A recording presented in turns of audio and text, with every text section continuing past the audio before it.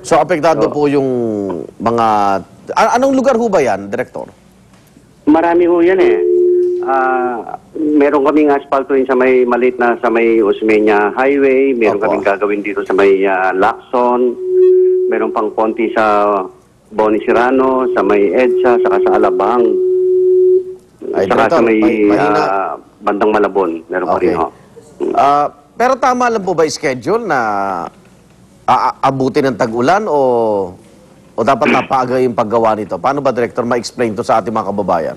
Well, yung overall target po natin, dapat matapos po natin itong taon na ito. Taon, okay. Oo, itong taon na ito. Pero yung mga concrete reblocking ho natin na hinahabol ho natin na bago magkaroon ng pasukan sa paaralan, hindi ho natin natapos lahat-lahat. Pero majority ho, natapos na natin. Okay. Director, impression ng publiko na maayos naman daw yung kalye, tinutungkab. Ano ho bang report doon?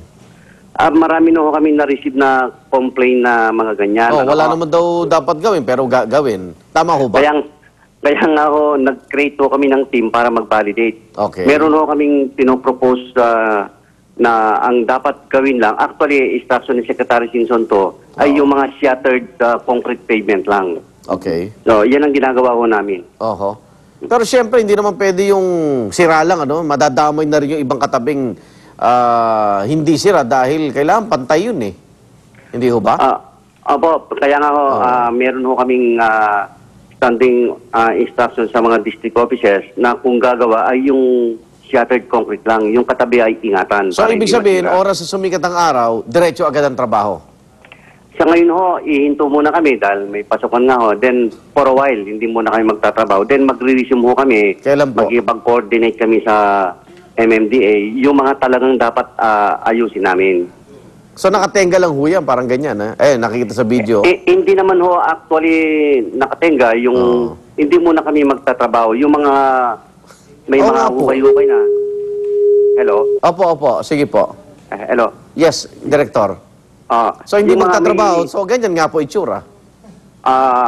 Hindi ho. Patatabunan ho namin kung meron mang open na excavation. In the meantime. Pero ngayon, kahit pa paano, apektado yung trapiko, no? Maghahanap tayo ng ibang mga ruta muna. Yun namang merong nabuhusan na kami, antayin lang namin yung curing period, then o-open ho namin. Open na. Okay. Director, salamat po. Good luck.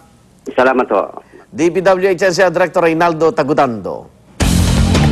Nakatakda naman mag-inspeksyon sa mga school canteen sa Pangasinan ang local health officials doon. Kasabay na rin po ito ng pagbabalik eskwela ng libo-libong estudyante. At may live report doon si Jasmine Gabriel ng GMA Dagupan. Jasmine? Okay, ulitin natin. Connie, bagamat ilang araw nang nakakaranas ng matinding pagulan ang lalawigan ng Pangasinan, wala umanong dahilan para mag-anunsyo ng kanselasyon ng klase ang Department of Education. Kaya naman ngayong araw, inaasahan ng pagdagsa ng libu-libong mga estudyante mula sa iba't ibang paaralan sa lalawigan ng Pangasinan. Sa katunayan, dito sa ating kinaroroonan sa Mangaldan National High School ay isa ito sa pinakamalaking paaralan at may pinakamaraming populasyon sa buong Rehiyon 1 ay inaasahan ng pagpasok ng mahigit sa 6,000 na mga estudyante ngayong araw. Kaya naman ang pamunuan ng Mangaldan National High School ay tiniyak na rin ng seguridad. Bukod sa mga security guards sa mga gate ay meron ding mga police personnel na naka-detailed sa vicinity ng Mangaldan National High School.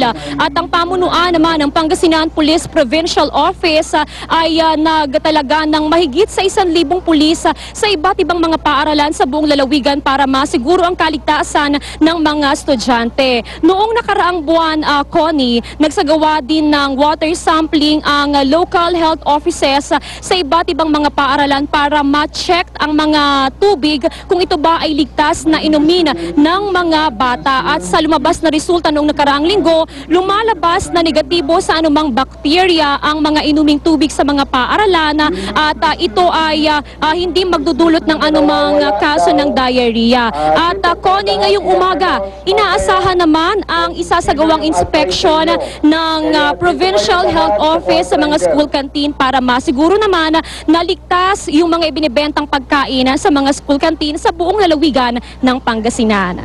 Yan muna mga pinakahuling kaganapan dito sa lalawigan ng Pangasinan. Balik sa iyo, Connie. Maraming salamat, Jasmine Gabriel ng GMA Dagupan. Naging emosyonal naman po ang isang fan nang makita ang hinahangaan niyang si pambansang kamao Manny Pacquiao sa Los Angeles, California. Si Manny rin daw ang inspirasyon ng naturang fan para harapin ang iniindang karamdaman. Naritong report ni Pia Arcangel. Halos 2 oras ang ibiniyahe ni Vince Bañez mula sa Palmdale, California. Pangatlong balik na niya sa Wildcard Gym sa LA sa pag-asang makita ang idolong si Manny Pacquiao. Merong rare condition si Vince na histiocytosis na nakakaapekto sa iba't ibang body organs. Pero di nito napigilan ang kanyang hangad na magboxing dahil gusto niyang tularan si Pacman. Si Manny nagbibigay sa akin ng inspirasyon. Matapos ang matyagang paghihintay, di na itago ni Vince ang kanyang tuwa nang sa wakas ay makita niya si Manny. Manny, yung laban mo sa kay Bradley, hindi lang sa akin, hindi lang sa asawa mo, pero para sa lahat ng Pilipino na may pangarap. Matapos makipag-picture, agad niyakap at ipinagdasal ni Manny si Vince.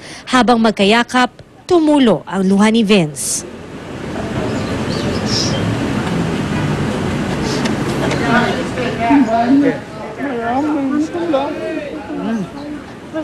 Ito ang ikalawa sa huling workout ni Manny bago tumulak sa Las Vegas, Nevada para sa laban nila ni Timothy Bradley. Isinara na sa media ang training session. Karaniwan ang maraming nag-aabang na tagahanga ni Manny Pacquiao dito sa labas ng Wildcard Gym. Pero habang papalapit ang laban, lalong dumarami ang mga dumarayo rito, masilayan lang ang ating pambansang kamao. Kaya naman ang pila dito, humahaba. I have to get a picture of him. We love you, Manny! Nagpapasalamat naman si Manny sa lahat ng sumusuporta sa kanya. Ipag-pray ni sana nila ako at pasensya na hindi ko mapagbigyan lahat dahil lapit na yung laban ko at kailangan magpahinga. Para sa unang balita, Pia Arcangel reporting. At ang hirit namin mamaya, ang pinakasariwang balita ngayong school opening, tunghayan. NCRPO spokesman, Police Senior Superintendent Godardo Carlos, makakapanayam live kaugnay ng back-to-school security. Abangan yan at ipapasa unang balita mamaya.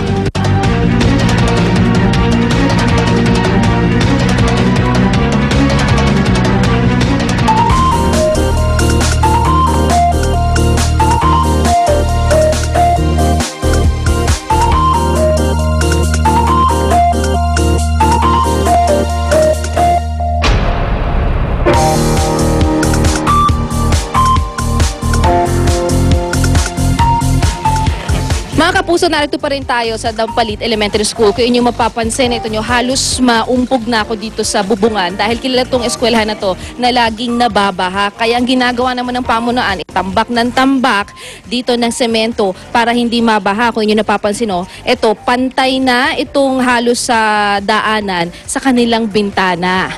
Pero bagaman, ginagamit pa rin po itong classroom na ito. Ito lang particular nito, nag-iisa para sa kanilang nursery students. Mamayong 8:00 ng umaga, simula ng klase dito sa